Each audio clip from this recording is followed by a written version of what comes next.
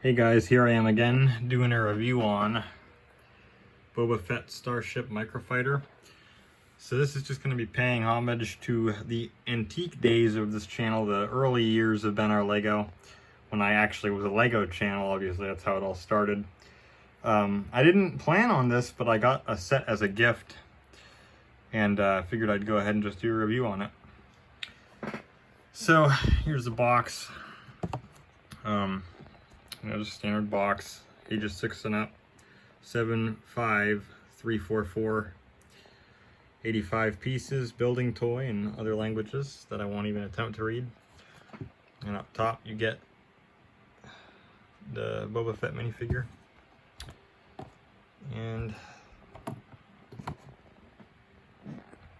just back, everybody knows what a Lego box looks like, but I haven't shown one in forever. Now, obviously, times have changed since I was last getting a Lego Star Wars set, so now there's Disney on it. It's been that long. So, and here's a manual. Pretty small manual. They have a QR code now, so you can scan it. You can download an app for your phone, and you can just put the manual on your phone as a PDF or whatever. You can actually get all sorts of manuals for old sets going back to like 2006. So not like the really old stuff, but any of the stuff that I've ever reviewed would be on there. So yeah, then it has some other sets in the back like it always did. Piece catalog. And then the win graphic has changed a lot, so there you go. And a lot of different languages on the back. So I did get some extra pieces with this that weren't needed, which I think that always used to happen, so just some of these extra pieces. Yeah, I kind of put these together. So that is what it is. No use for them, but so here's the actual set. Here's the Boba Fett minifigure.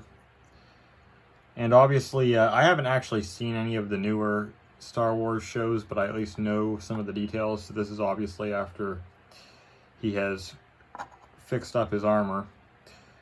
I think it looks really cool myself. The only thing is, I don't know what it actually looks like in the show at this point, but I kind of wish it was all that darker green instead of having this light green and then some dark green elements. I think that would look really sick with all dark green, but I don't know what it looks like for real. Otherwise, it is pretty detailed. The helmet mold, still the same as ever. Jetpack mold, still same as ever. Hopefully it'll focus. It's always that war with Lego.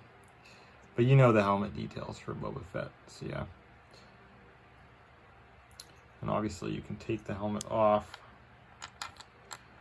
And his face, obviously he's all beat up still. Got a lot of scars, even in the back, on the sides.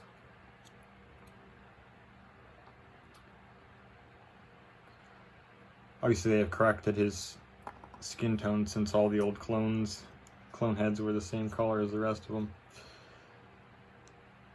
This gun here, obviously using a lightsaber piece in black. I think this gun right here was, let's see what I can do. It's a war for me trying to do this. This piece right here, I'm pretty sure was from some of those Alien Invasion sets back in like 2011. I think that was where this mold came from originally. So yeah, a lot of old molds still in use. But in terms of detail, his arms have good detail. On the other side, it has the Mandalorian logo. There, again, it won't focus. I'm gonna have to keep it at a distance to get this thing to focus. Good detail on the front. And then his legs are kind of like a gunmetal color, which looks pretty cool.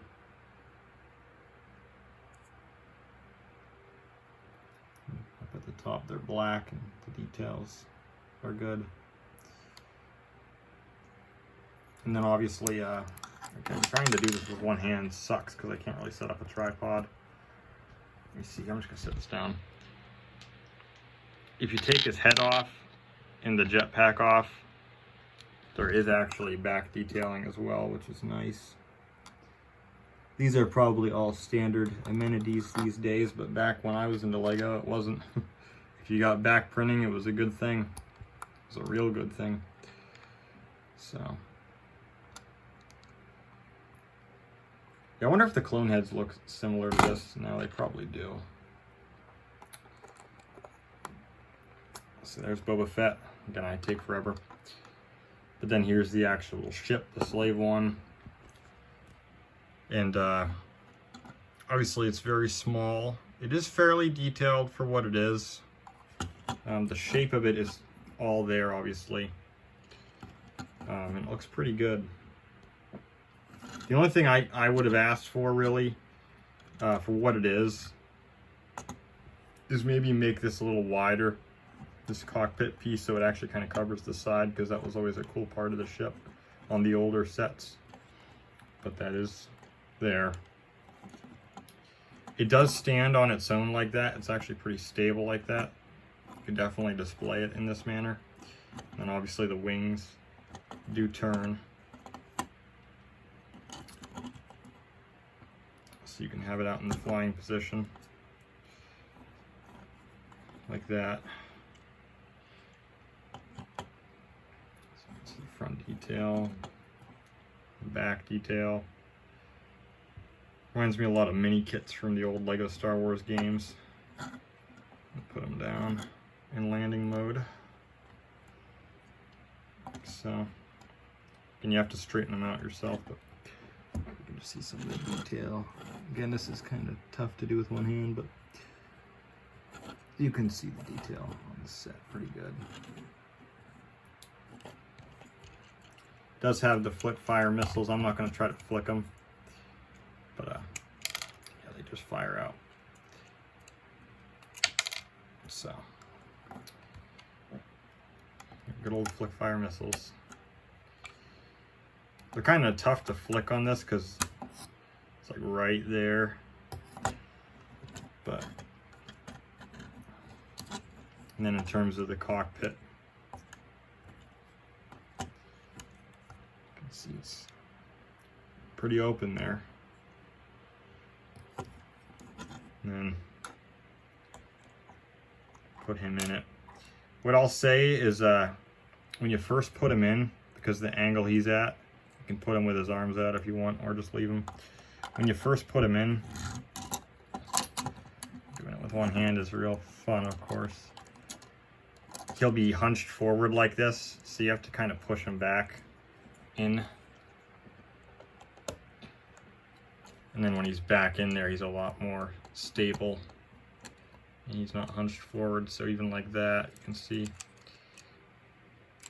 he's a lot better in there. He kind of sits at an angle. He's not really sitting in the seat, he's sitting on it. But that's fine for what it is, so. It's a pretty cool little set, actually. Not bad at all for a little display piece. I think it would be cool if they would do I don't know if they've done Jango's Slave 1 at all in the last, like, I guess 20 years since the original. That's what I would love to see. But any Slave 1 set's pretty cool. So I was glad to get this. It was pretty apt for me, all things considered. And yeah, so that's basically all there is to it. It's a pretty basic set. Takes like 5-10 minutes to build. And yeah, the other sets, because I haven't gotten Lego in years, but they have some pretty cool sets out now. I don't know if I'll get any more. If I do, I'll definitely make some reviews on them, but time will tell. But I just figured I would do another Lego video, because why not?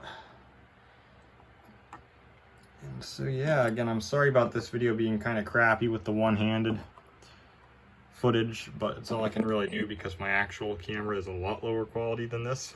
So I'm doing it handheld, and I don't really like to use this phone to shoot, but there you go. So this video looked pretty high quality in terms of the actual resolution and everything, the lighting.